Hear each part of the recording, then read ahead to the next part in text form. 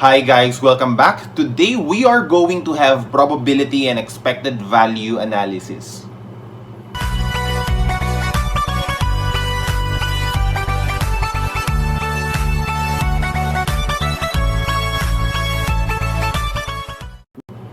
I will start by defining what expected value is. Expected value is the mean of all possible outcomes.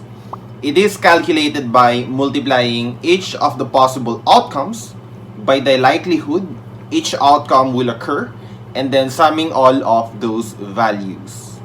It basically acts as the long-term average of all possible outcomes considered.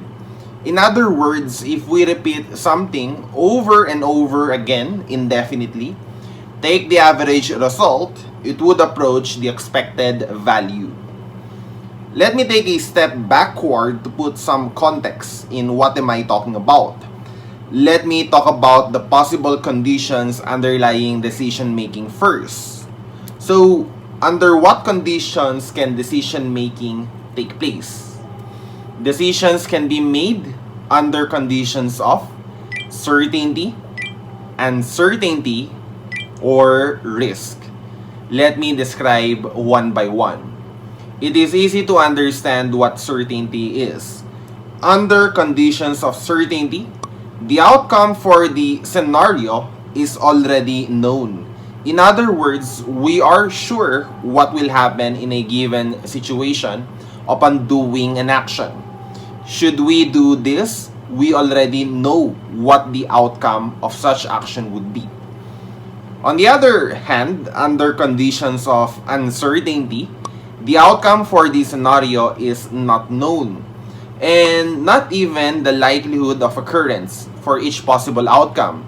Say if there are 3 possible outcomes, we cannot determine what is the percentage probability of each of those outcomes to happen. Finally, we have under conditions of risk. Under conditions of risk, the outcome for the scenario is not known as well. However, the likelihood for each outcome to happen is known and can be expressed as a percentage probability. It will be under this condition that we apply the concept of expected value. Let me repeat. We are going to apply expected value analysis on conditions of risk.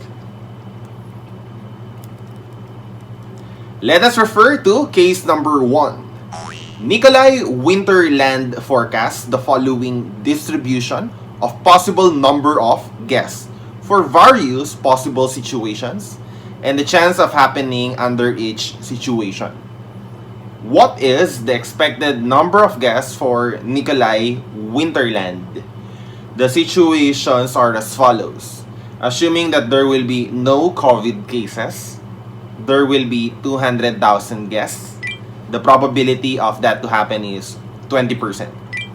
If there are sporadic, scattered, but isolated COVID cases, 50,000 guests are expected with the probability of occurrence 70%. And if there would be an outbreak of COVID cases, there will be 10,000 guests only, and the probability of that to happen is only 10%. So take note that the probability of occurrence should sum up to 100%. The sum of all probabilities should be equal to 1. What is the expected number of guests for Nikolai Winterland? So all we have to do is to take the weighted average of all possible number of guests using their respective probability of occurrence as weights. We have the following. 200,000 guests, 20% probability, the product would be 40,000. 50,000 guests, 70% probability, that will give us 35,000. 10,000 guests with only 10% probability, that would give us 1,000. Add them up to take the weighted average. We have 76,000 people.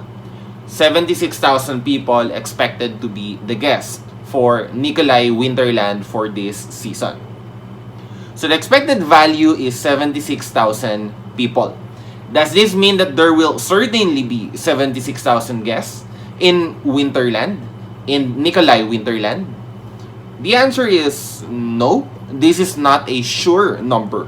What this tells us is that when we recreate this situation an infinite or an indefinite number of times, the average number of guests would fluctuate. Sometimes it's 10K, 200K, or 50K. But after doing all of these repetitions, the average number of guests would approach 76,000 people. Again, this is not guaranteed, but this can be a proxy for our expectation. Hence, we call this the expected value. So there you go. That is the concept of expected value. Let us refer to case 2 for a more complex situation. Case 2. Anthony's apparel stand sells either boots or shades in a high street. In a rainy day, 100,000 pesos of earnings are anticipated if boots will be sold, and 60,000 pesos if shades will be sold. In a sunny day, 20,000 pesos of earnings are anticipated if boots will be sold, and 90,000 pesos if shades will be sold. In this area, the weather is sunny only 40% of the time. The rest of the time, it is rainy.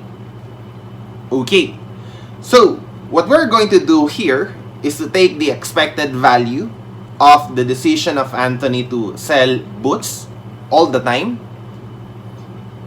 What's the expected value for the decision to sell only shades for the rest of the time?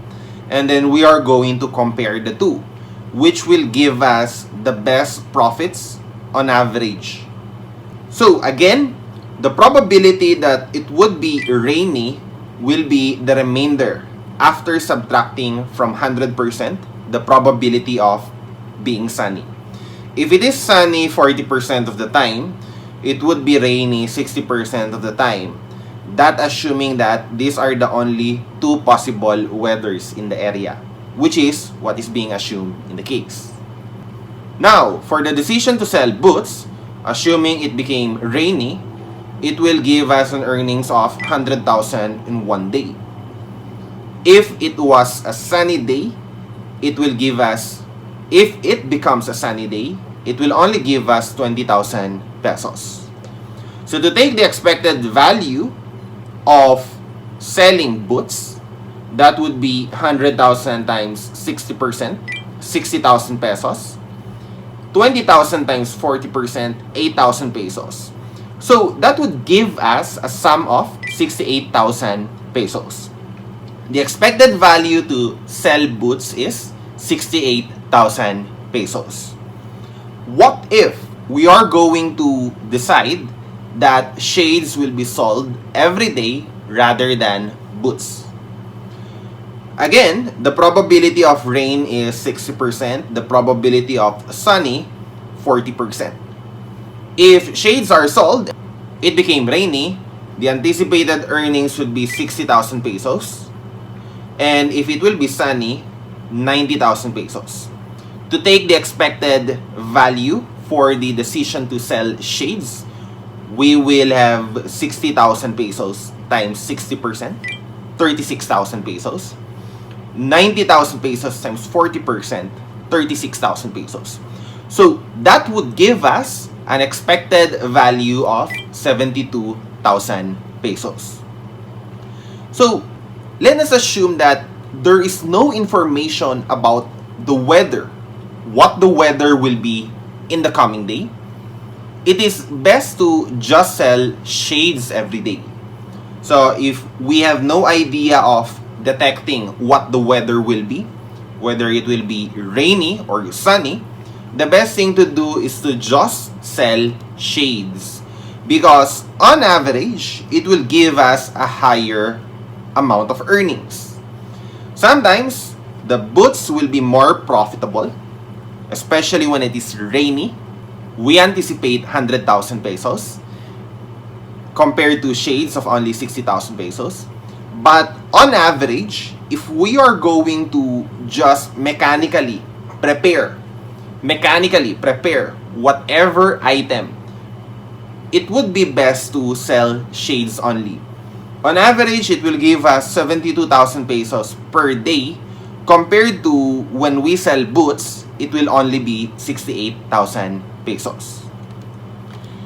Now, what if we have what we call perfect information?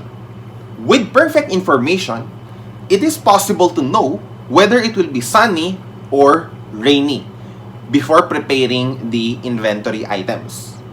So we are going to prepare the appropriate product accordingly in advance. Example, if it is expected to rain, we are going to sell boots. If it is expected to be sunny, we are going to prepare the shades. Now, what will be the expected value if we have perfect information? If we are going to have perfect information, we will choose what is best for each weather. If it is rainy, we choose boots, giving us 100,000 pesos. If it is sunny, we will choose the shades, which will give us 90,000 pesos. 100,000 times 60% is 60,000. 90,000 times 40% is 36,000. So the expected value with perfect information, 96,000 pesos. I repeat, the expected value with perfect information, 96,000 pesos. So as you can see, if we can determine in advance what the weather will be, we can outperform the decisions under uncertainty, where we are either going to sell boots every day or shades every day. Under uncertainty, the best option is to prepare shades every day, giving us again 72,000 pesos. But if we have perfect information, we can increase our expected payoff every day to an average of 96,000 pesos. Expected value with perfect information, 96,000 pesos.